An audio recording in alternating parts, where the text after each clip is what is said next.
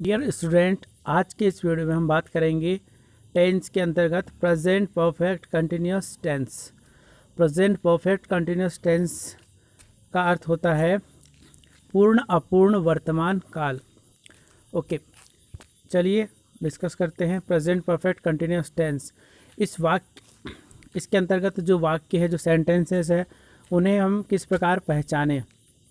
तो उन्हें आइडेंटिफाई करने के लिए वाक्य के अंत में रहा है, रही है, रहे हैं इत्यादि शब्द आते हैं। इसके साथ ही एक विशेष समय का इसमें बोध होता है, क्योंकि रहा है, रही है, रहे हैं इत्यादि शब्द प्रेजेंट कंटिन्यूस टेंस में भी आते हैं और प्रेजेंट परफेक्ट कंटिन्यूस टेंस में भी आते हैं। तो डिफरेंस यही है कि इनके अलावा, इन शब्दों के अलावा उसमें स्पेसिफिक टाइम का भी हमें बोध होता है। आइए इस टेंस के स्ट्रक्चर को डिस्कस करते हैं। तो अफर्मेटिव सेंटेंस के लिए इस टेंस का स्ट्रक्चर होगा subject, then helping verb have and has, उसके साथ में बीन लगाना होगा, देन मेन वर्ब का फर्स्ट फॉर्म में आईएनजी प्लस सिंस या for plus other word. Okay, तो यहाँ पर हैव और हैज़ के साथ में बीन लगाना होगा और वर्ब का फर्स्ट फॉर्म होगा और सिंस और फार का प्रयोग किया जाएगा। सिंस और फार का प्रयोग किया जाएगा स्पेसिफिक टाइम के लिए। अब हम बात करते हैं सिंस और फार का प्रयोग किस कंडीशन में किया जाएगा। तो सिंस का प्रयोग जो है निश्चित समय अवधि को बताने के लिए या प्रदर्शित करने के लिए किया जाता है। एग्जाम्पल देखें तो मॉर्निंग, नाइट, ओके, सुबह का समय, रात का समय, आफ्टरनून हो गया। ओके, ये सब स्पेसिफिक टाइम को रिप्रेजेंट करता है।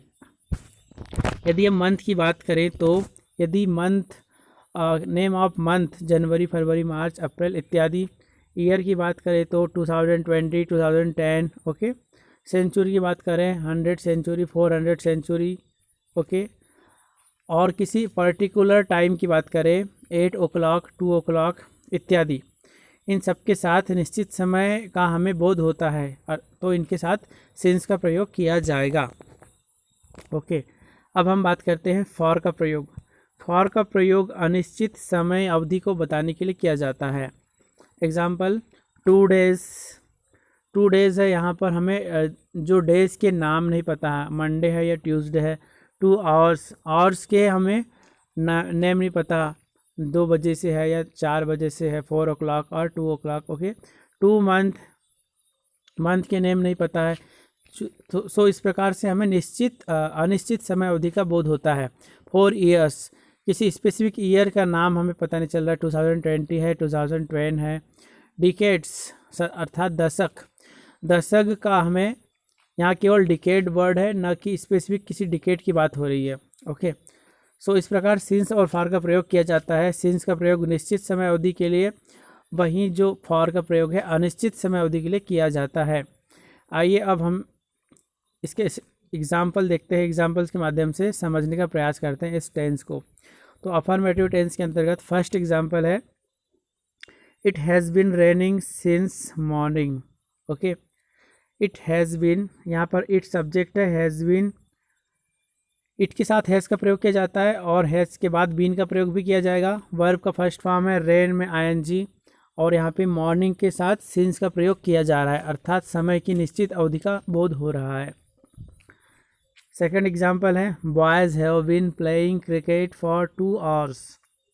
बॉयज़ चूँकि प्लूरल नाउन है या प्लूरल नाउन है। ओके, तो सब्जेक्ट क्या है यहाँ पे, बॉयज़ है, प्लूरल नाउन है, उनके साथ में हैव का प्रयोग किया जाता है। हमने प्रेजेंट परफेक्ट टेंस में भी डिस्कस किया था, प्लूरल नाउन या सब्जेक्ट जब प्लूरल हो उसके साथ हैव का प्रयोग किया जाएगा और हैव के साथ चूँकि इस टेंस में बीन का प्रयोग भी किया जाएगा तो हेल्पिंग वर्ब जो हो जाएगी हैव बीन हो जाएगी। प्ले, मेन वर्ब प्ले है, उसके साथ I N G playing. Cricket, other word cricket है। अब यहाँ पे सिंस और फॉर में से फॉर का प्रयोग किया जा रहा है और 2 hours के लिए, तो वह बॉयज़ जो है, लड़के 2 घंटे से क्रिकेट खेल रहे हैं, इसका अर्थ हो जाएगा। Example number 3, Raju has been doing his work.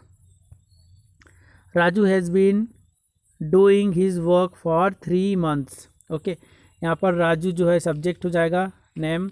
Has been यहाँ पे helping verb, do main verb है उसमें आईएनजी डूइंग हो जाएगा।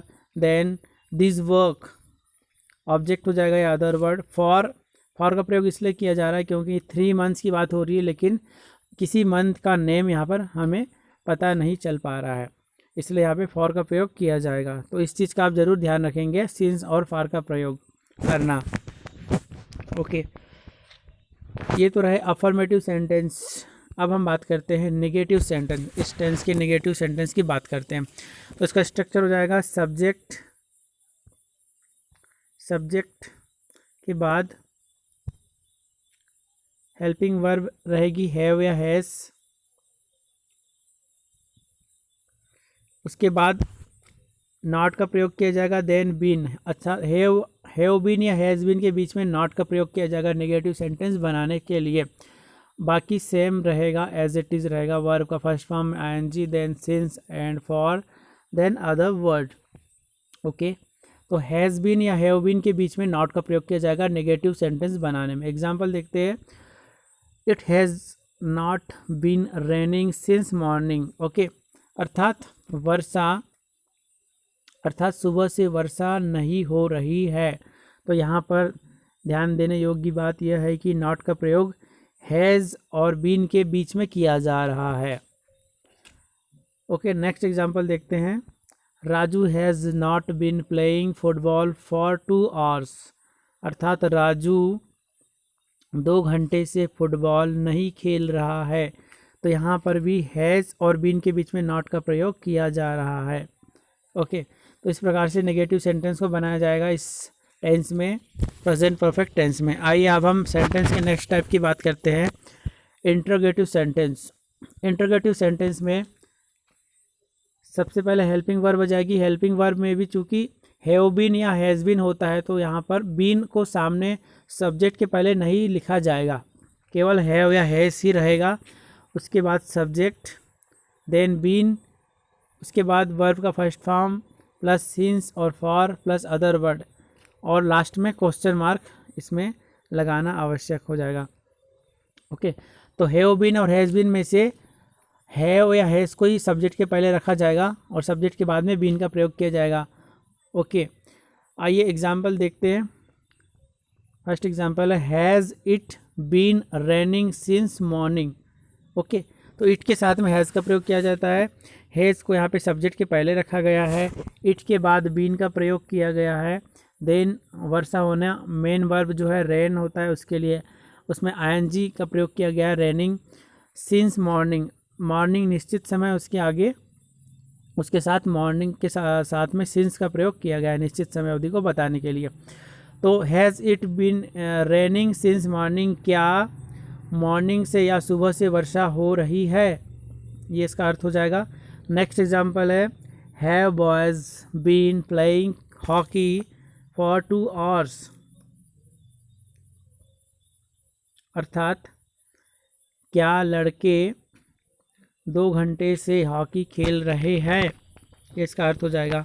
ओके, प्लूरल के साथ हैव बीन का प्रयोग किया जाएगा, सिंगुलर नाउन के साथ या सब्जेक्ट के साथ हैज़ बीन का प्रयोग किया जाएगा, यह आपको ध्यान रखना है। उम्मीद करते हैं वीडियो आपको पसंद आ रहा होगा। वीडियो पसंद आया तो इसे लाइक करना ना भूलें। आइए अब हम बात करते हैं सेंटेंस के नेक्स्ट टाइप की, जिसका नाम है इंटरोगेटिव नेगेटिव सेंटेंस, अर्थात प्रश्नवाचक नकारात्मक वाक्य। आइए इसके स्ट्रक्चर की बात करते हैं। इसमें सबसे पहले हैव या हैज़ जो इंटरोगेटिव में हो रहा था वही रहेगा, सब्जेक्ट के पहले हैव या हैज़ के बाद सब्जेक्ट, उसके बाद नॉट का प्रयोग किया जाएगा। इंटरोगेटिव में नॉट का प्रयोग नहीं हो रहा था, किंतु चूंकि क्या है इंटरोगेटिव नेगेटिव सेंटेंस है, इसलिए यहाँ पर नॉट का भी प्रयोग किया जाएगा। नॉट के बाद बीन, फिर वर्ब का फर्स्ट फॉर्म में आईएनजी, देन सिंस या फॉर में से कोई एक लगाना होगा, देन अदर वर्ड। एग्जाम्पल देखते हैं, have they not been waiting since last night. Okay, तो यहाँ पर इसका अर्थ हो जाएगा, क्या वह पिछली रात से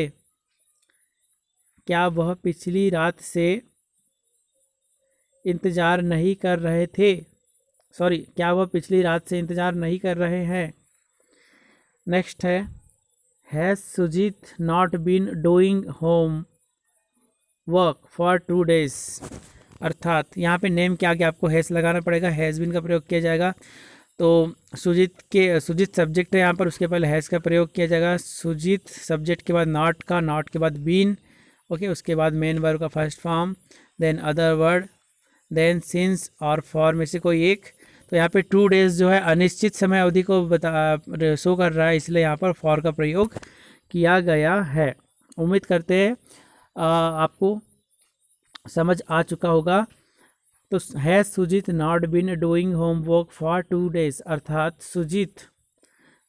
क्या सुजीत 2 दिन से होमवर्क नहीं कर रहा है, ये हो जाएगा इसका अनुवाद।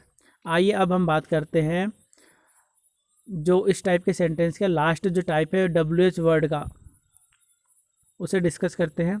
Sentence start from WH word. Structure है, सबसे पहले इसमें इंटरगेटिव में जैसे हैज़ या हैव लगता था सब्जेक्ट के पहले, तो यहाँ पर हैव या हैज़ के पहले WH वर्ड का प्रयोग किया जाएगा। उसके बाद हेल्पिंग वर्ब हैज़ या हैव का प्रयोग किया जाएगा, देन सब्जेक्ट, उसके बाद बीन का प्रयोग किया जाएगा, then same as it is रहेगा, वर्ब का फर्स्ट फॉर्म में ING plus since for plus other word. आइए एग्जाम्पल देखते हैं।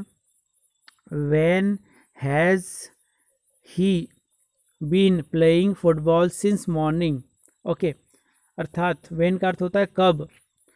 हैज़ यहाँ पर ही के साथ प्रयोग किया जा रहा है, ही सब्जेक्ट है, उसके बाद में बीन का प्रयोग किया जाएगा, ओके। तो इसका अर्थ क्या हो जाएगा, when has he been playing football since morning, वह कब से, ओके। यहाँ पे थोड़ा व्हेन की जगह हम कुछ चेंज कर देते हैं, वेयर कर देते हैं, ताकि हमें इसका अर्थ बनाने में आसानी हो। Where has he been playing football since morning, अर्थात वह सुबह से फुटबॉल कहाँ खेल रहा है, इसका अर्थ हो जाएगा।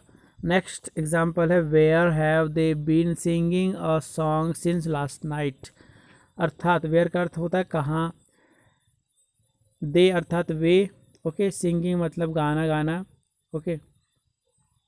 तो वे पिछली रात से कहाँ गाना गा रहे हैं, इसका अर्थ हो जाएगा। इस प्रकार से हमने आज इस वीडियो में डिस्कस किया present perfect continuous tense. Present perfect continuous tense, perfect continuous का अर्थ होता है इसमें किसी कार्य के पूरा होने और अपूर्ण होने दोनों का बोध होता है, इसलिए इसे परफेक्ट कंटिन्यूअस टेंस कहा जाता है। तो इस प्रकार इस पार्ट 4 में हमने प्रेजेंट परफेक्ट कंटिन्यूअस टेंस को डिस्कस किया और अब तक के सारे वीडियोस में हमने प्रेजेंट टेंस को कंप्लीट कर लिया है। तो उम्मीद करते हैं ये सारे वीडियोस आपको पसंद आ रहे होंगे। यदि वीडियो पसंद आए हों आपको तो इसे लाइक करना ना भूलें, चैनल को सब्सक्राइब कीजिए और इसके नीचे जो बेल आइकन बटन है उसे प्रेस करना ना भूलें। बने रहिए इसी प्रकार हमारे चैनल के साथ। इसका नेक्स्ट पार्ट जिसमें हम पास्ट टेंस की बात करेंगे जल्द ही अपलोड किया जाएगा। इस वीडियो को देखने के लिए आपका धन्यवाद। जय हिंद।